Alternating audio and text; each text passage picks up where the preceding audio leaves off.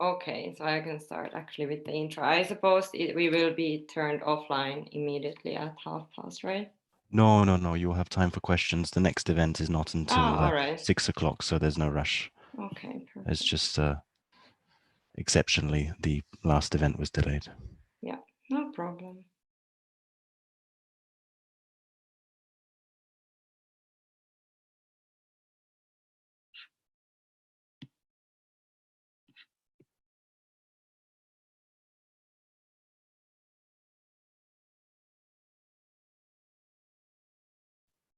Okay, so I guess I'll just start with an introduction, right?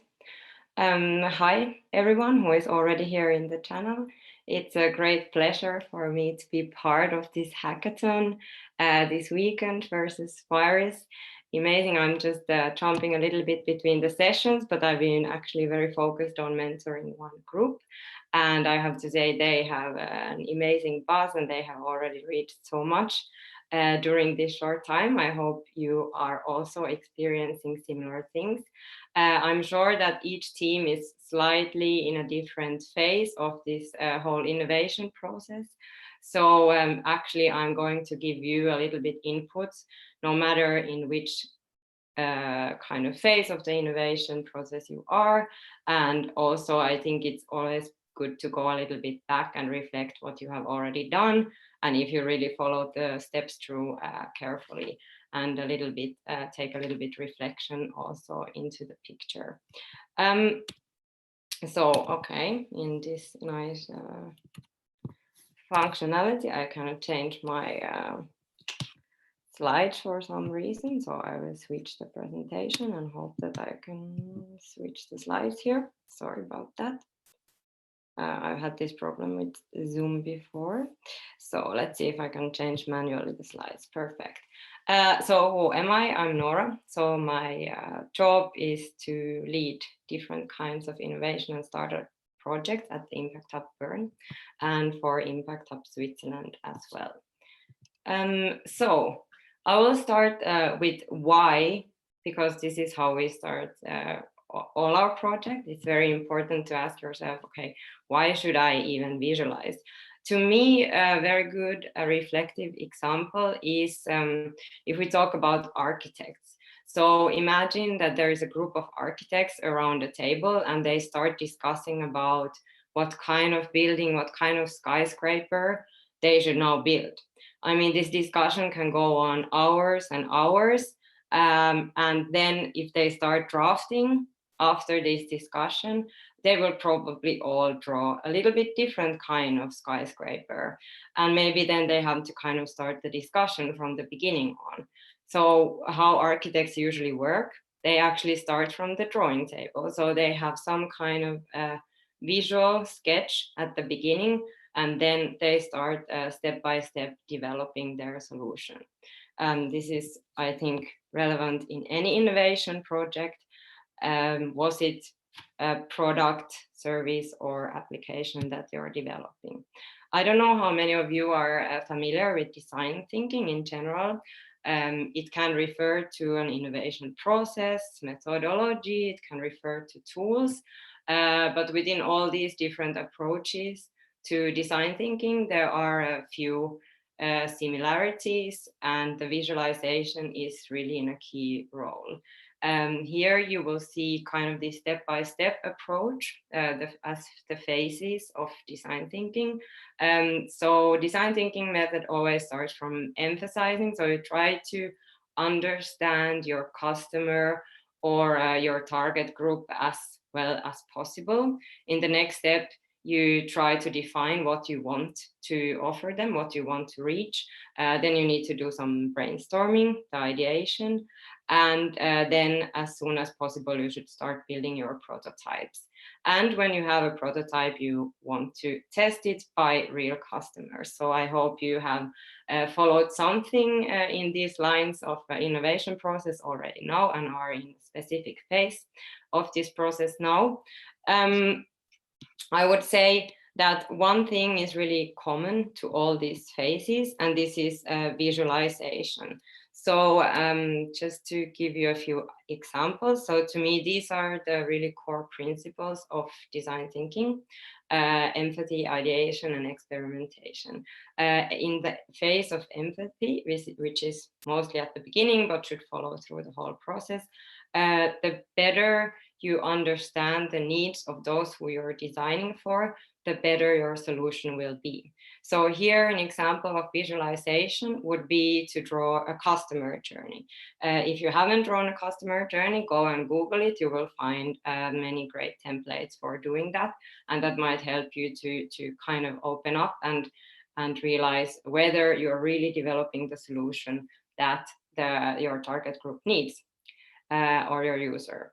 In the ideation phase, so we talk about brainstorming, generating ideas.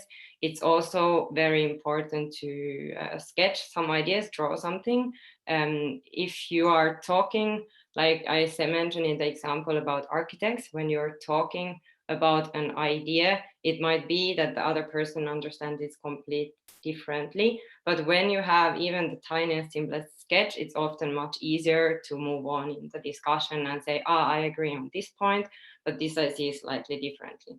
And then when we come to the experimentation, where we are actually testing our ideas, where we build some prototypes and are presenting these to potential customers, it's obviously very, very important to have a visual prototype. If you just explain, if you make slides where you add words and words and words, it will be very, I mean, you have kind of no control over what is the perception on the other side. Like they might understand your words very differently.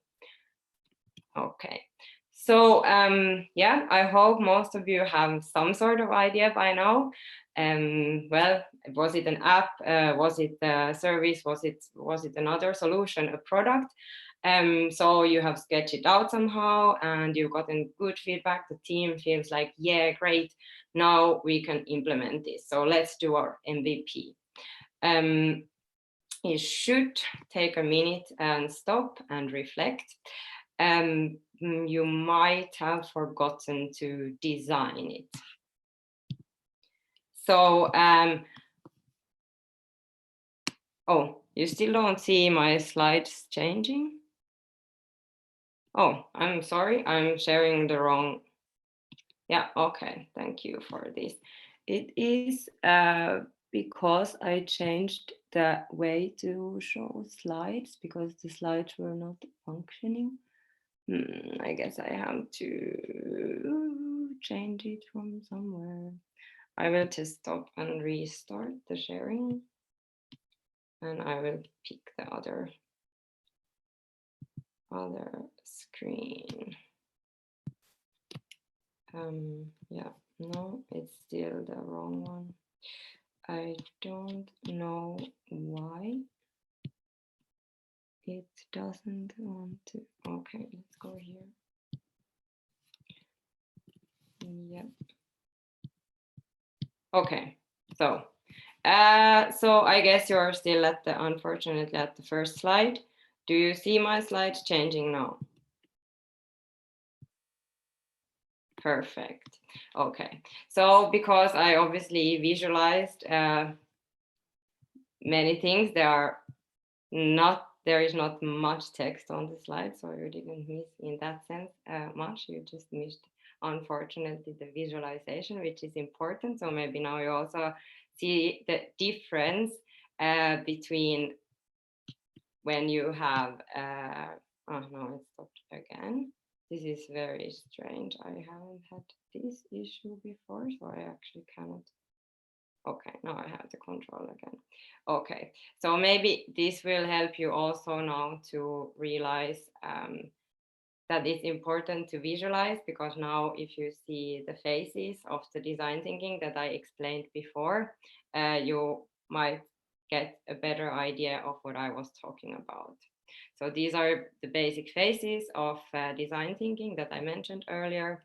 And in each phase, it's very important to visualize, like I mentioned before. And these were the 3 principles that I mentioned.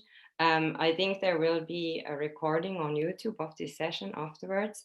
So you can also have a look at that, or feel free to make screenshots or check with the organizers if you can get slides afterwards. So I don't think I have to repeat this. This was the examples about what you can do to visualize when you are trying to understand the customer needs. You have the customer journey. If you are doing the ideation, it's good to sketch. And if you're doing the experimentation, it's very, very important to have a visual prototype. Okay, so yeah, if you have an app idea, the next step might be that you want to implement it. And this is where we left. So yeah, the challenge is that it might be that you forgot to go into the specifics in the design. So if you don't nail the actual design, it might be that the other people won't understand what you designed, what is your solution. You might not necessarily understand exactly what is your idea, what is really in the core of your idea, what works, what doesn't work.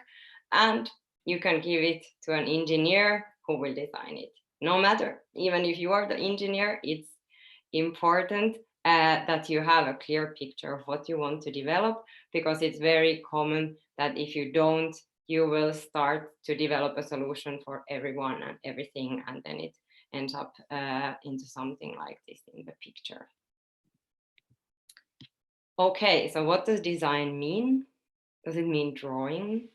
But I don't know how to draw. So how should I do the design? Of course, engineers have a taste for design. This is the classical joke, right? And I think actually I wanted to mention something regarding to that I think that the methodology in app development, at least for what I know, this is the field that I know most of, has developed a lot in the past 10 years. I mean, like, usually you engage the customer at the very beginning, and you really develop your solutions for this. So not to tease all the engineers in here, you are the key to success. Yeah, so what does design mean? Does it mean drawing? Actually, I would like to wake you up a little bit now, because it's soon going to be the last 24 hours of the hackathon. So I guess some might have a little dip in the energy. So I would ask you to find something to draw on. It can a paper and something to draw on. You don't need to have a fancy notebook. You can just grab a tissue or a napkin, or just use the flip side of your receipts or whatever. This is what I often do. I take my bills and then I use the other side for drawings and sketching. Yeah, so I give you a few minutes to pick up something, and then we will get your creativity going in a small exercise. So to shortly explain the exercise, what I want you to do, I am going to show you words very shortly. You will have a few seconds to draw the word on the screen, and then I will switch to a next word. This is just to wake up a little bit and get the blood flowing, okay? I hope everybody's ready, because I don't see you, or at least some of you have gotten the paper and the pen, because this exercise really doesn't make too much sense if you don't. Ready. So, house, a dog, phone,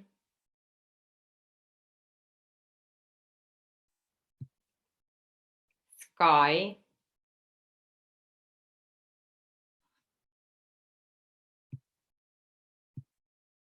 we skipped one, hell, the last one.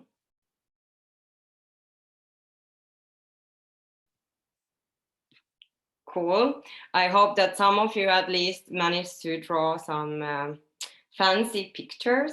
So I suppose not many of you drew something that we see on the left, like this perfect portrait with lots of details and so on, which is a reflection of reality. I expect that most of you got something more like into this direction on the paper. It's a bit shame we can't see all of your amazing drawings, because this is the fun part. So make sure to show it to your team afterwards when you go back to the hacking. Yeah, so the meaning of this exercise is to show that you don't have to be good at drawing, and you can still visualize even complex concepts. But the more complex the concept or the idea goes, the more difficult it is to express it, even in a drawing. So it might be if you draw hell, somebody might draw like this little devil things, or I don't know, somebody draws fire. And then you have to discuss, hey, okay, you were thinking about this and I was thinking about this. So what are we actually talking about?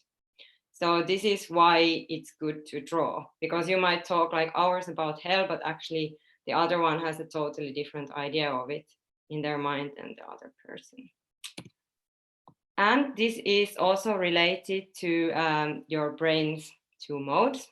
Some of you have probably or for sure heard about this already. So if we talk about I think it should actually be the right side of the brain or left. I always get mixed up with this one. In the picture is anyways on the left.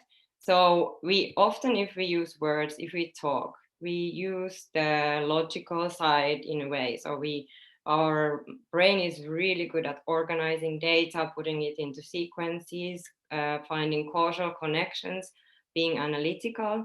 And this is really good. And we need this skill a lot. But we also have a whole other side of our brain, which is more intuitive. It's holistic. It can grasp very quickly things that our analytical side has hard time to catch up.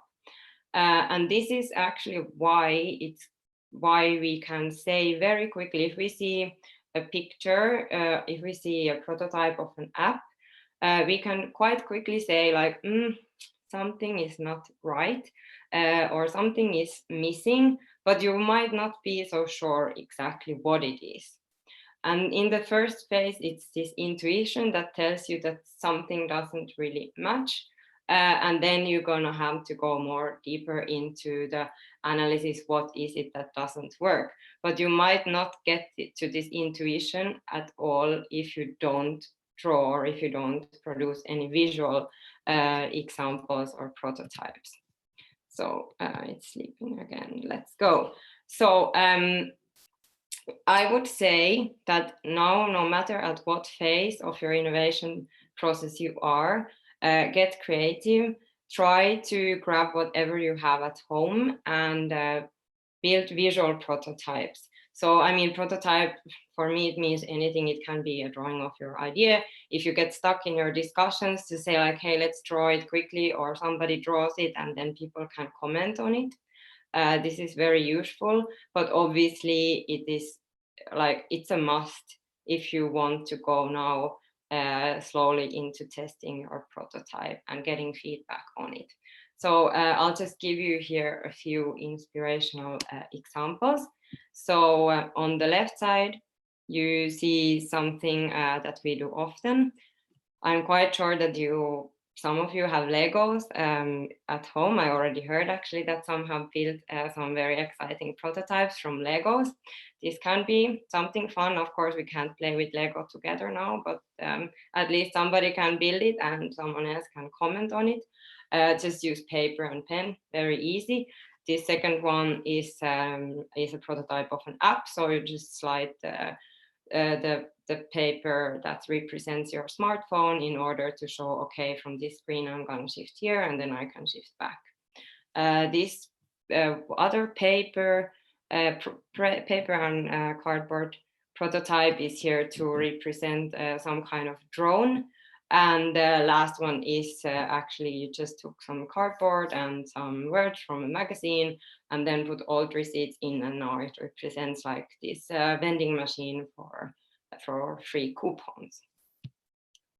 Here you see just in a bit larger this prototype on a drone, and also like a kind of a menu for directing it somehow. Yeah, you can take even whatever kids materials what you have at home and use words and pictures. This is also a good combination that this represents here. This is actually from a workshop I did lately, and this represented a database, a very complex database. Each of the Legos, tiny Legos, was there to represent a type of data, and this other on the left is items. They represented the different users and the user needs. So you can get creative. You can do actually on the sky is the limit. This is a thing that I did lately. This was the very first prototype. We are looking into developing our activities. And this was the very first sketch what we did. We made several iterations, and now we are at this phase that we have wireframes. We comment on them, and this is going to be our website. But this actually, we just used Google Docs to create this. So we didn't even use any fancy tools, nothing. And this is just to inspire you that you don't have to learn how to use another tool. Of course, it's amazing, great if you have the skills, if you have someone in your team who has skills to create something very beautiful, that's perfect, but it doesn't have to be. Because to me, the idea of a prototype is that you can represent your idea in this intuitive and clear way to the other party. Obviously now when you are going to the testing phase, or if you already did testing and you are already doing the next iteration, it is for your team to understand, hey, what is happening here, having the interaction with potential users, but also with the jury. I mean, also in your pitches, in your additional materials that you are going to prepare by tomorrow, it's important to keep that in mind, that simple is beautiful. Like you can have the most beautiful presentation and nobody understand what it's about. So kind of back to basics, and remember to visualize as much as you can, I would say. A small other reminder about who is your user. So remember to design for your user.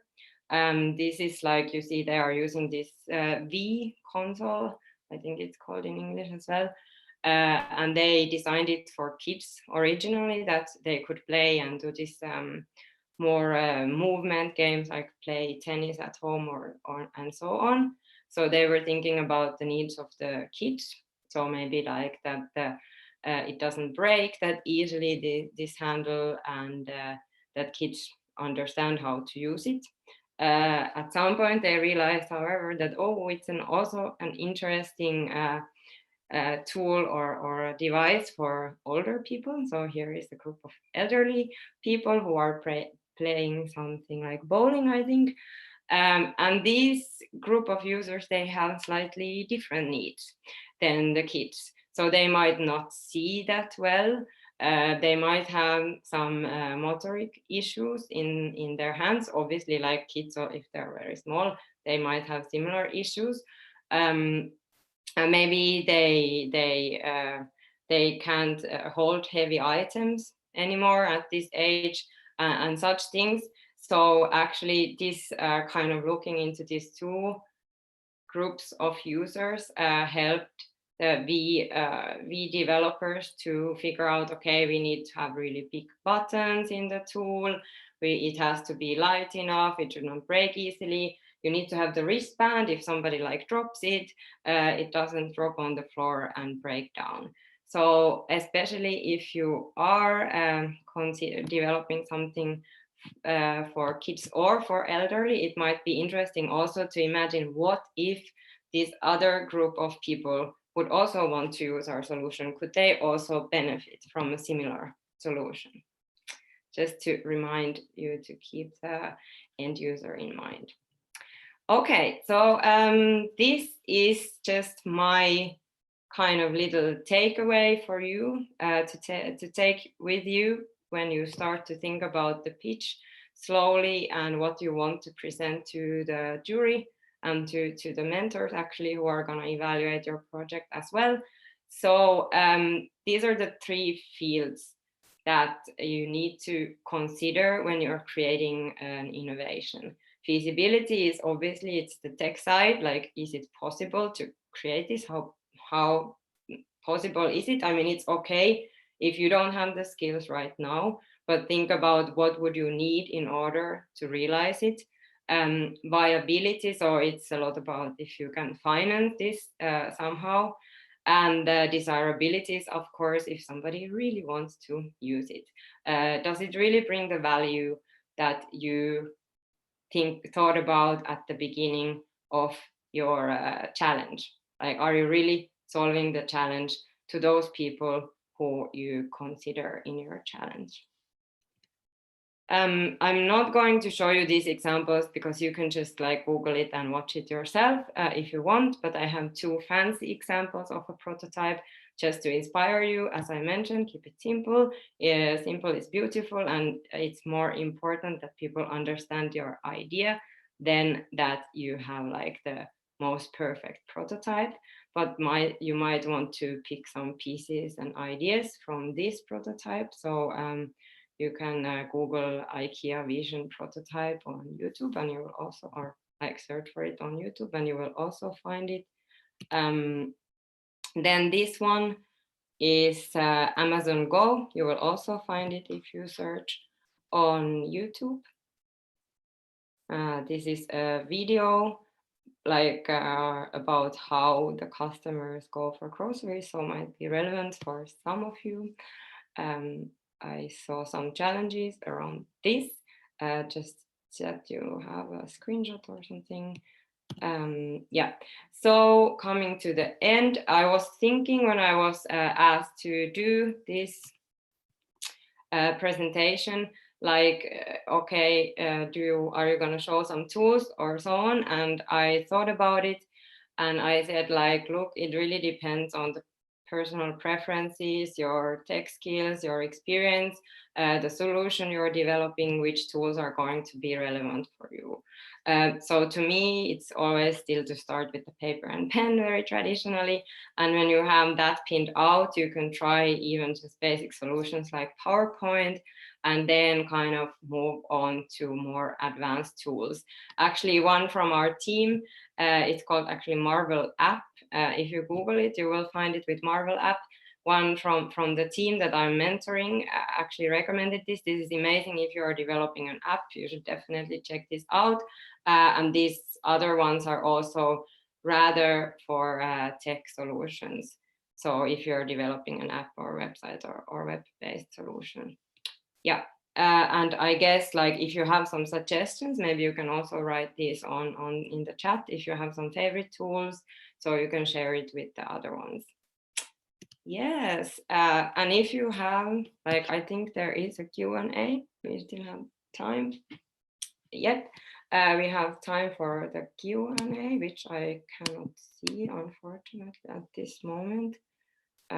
Is there some... I probably have to stop the screen sharing. Okay, so yeah, write down my email address before I stop the screen sharing, so you can let me know if I can still help you further with any of these topics I was talking about. And yeah, just to finish up with the kind of mood picture, that it's awesome that we are all in this together and everybody is trying to figure out solutions in this situation and keep up the good mood and happy hacking. Yeah, that would be, I guess, everything I have to say from my part. And then I'm excited to see what questions we have here. Yeah, okay. So Alban was asking about sharing the slides. Okay, I will check with the organizers what is the best way to share the slides. I'm happy to do this, or otherwise you can already write me an email address if you want to get the slides immediately. I think this was the only question for now. Are there any other questions right now? I will wait a second because sometimes it takes time to write. How long should the pitch be? I think there is a guideline for what you need to deliver. It's posted several times on the different Slacks. I'm sure it will be shared a few times again. But as far as I understood, it will be 1 minute video pitch. And then you are allowed, yeah, exactly 1 minute. Thanks, Markus. Yeah, so this is the kind of the traditional elevator pitch structure. Yeah, exactly. In this hackathon, you will need to deliver 1 minute pitch. Which tools? Is this a question for everyone, Olga, about the tools? I guess so. If you want to post some recommendations, you can post them in the chat. I'm really old school. I use really lots of pen and paper, and then I just use PowerPoint to kind of make collages, copy paste pictures, and so on. And only in the later phases, I will then usually go to someone who has expertise in design and ask them to design the real mock-up or wireframes for me. So yeah, if there are no more questions for now, thank you. I am wishing you then again happy hacking. And yeah, hope to see some of you later on in this weekend. Bye.